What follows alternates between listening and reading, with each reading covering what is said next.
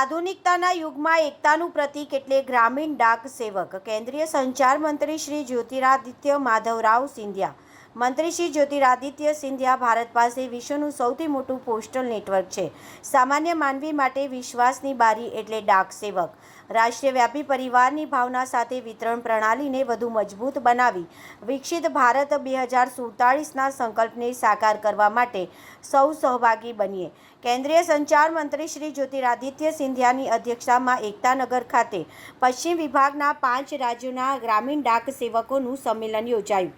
મંત્રીશ્રીએ સંમેલન બાદ સ્ટેચ્યુ ઓફ યુનિટીની મુલાકાત કરી સરદાર સાહેબને પુષ્પાંજલિ અર્પણ કરી હતી.